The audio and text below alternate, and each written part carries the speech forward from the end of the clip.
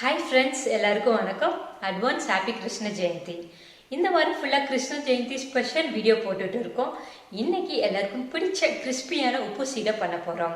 ஒருவேளை இன்னும் நீங்க நம்ம சேனலை சப்ஸ்கிரைப் பண்ணாம பார்த்துட்டு இருந்தீங்கன்னா சப்ஸ்கிரைப் பண்ணி வச்சுக்கோங்க. வாங்க வீடியோக்குள்ள போலாம்.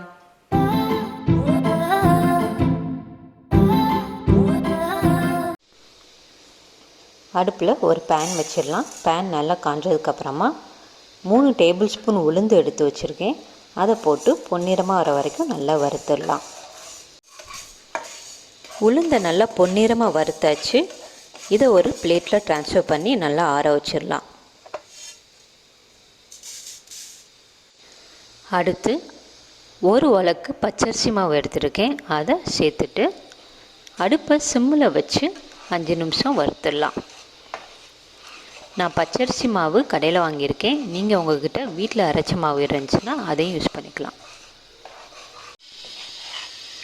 பச்சரிசி மாவை நம்ம வறுத்துட்டு சீடை பண்ணோம்னா சீடை நல்லா கிறிஸ்பியாக வரும். இதை நல்லா வறுத்தாச்சு. இதை ஆறுனதுக்கப்புறமா ஒரு பவுலில் சேர்த்துடலாம்.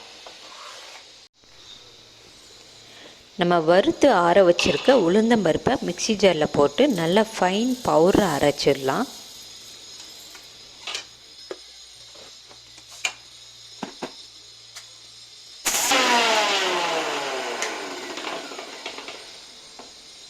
இப்போ இதை அரைச்சாச்சு.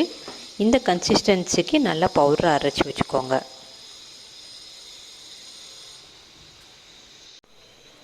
ஒரு பவுலில் நம்ம வறுத்து ஆற வச்சுருக்க பச்சரிசி மாவு எடுத்திருக்கேன். அடுத்து நம்ம வறுத்து ஆற வச்சு அரைச்ச உளுந்த மாவையும் சேர்த்துருக்கேன். கொஞ்சமாக பெருங்காயத்தூள் சேர்த்துடலாம். 1 ஸ்பூன் உப்பு சேர்த்துடலாம்.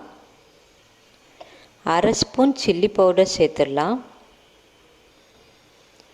வெண்ணெய் 2 ஸ்பூன் எடுத்து வச்சுருக்கேன். அதையும் சேர்த்துடலாம். எல்லாத்தையும் நல்லா மிக்ஸ் பண்ணிடலாம். கொஞ்சம் கொஞ்சமாக தண்ணி ஊற்றி சப்பாத்தி மாவு பதத்துக்கு பிசைஞ்சிடலாம்.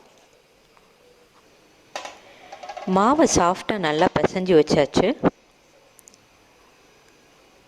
அடுத்து கொஞ்சம் கொஞ்சமாக மாவு எடுத்து சீடை ஒட்டிடலாம்.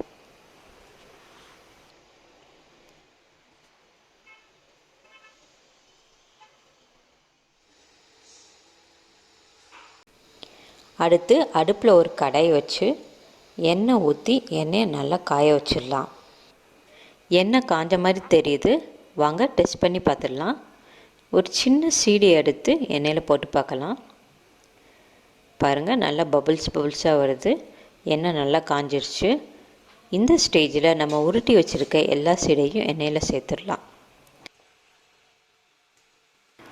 சேர்த்துட்டு அடுப்பை சிம்மில் வச்சு நல்லா வேக விட்டுறலாம்.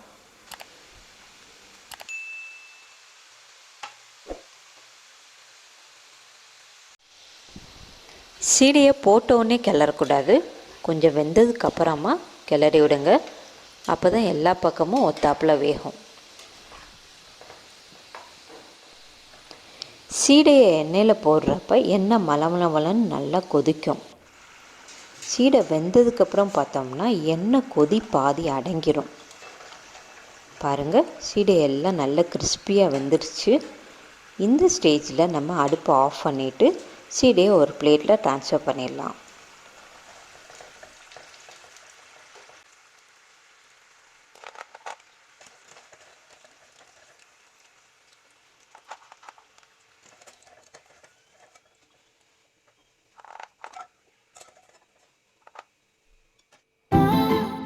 வாவ், டேஸ்டான கிறிஸ்பியான சீடை ரெடி ஆயிடுச்சு.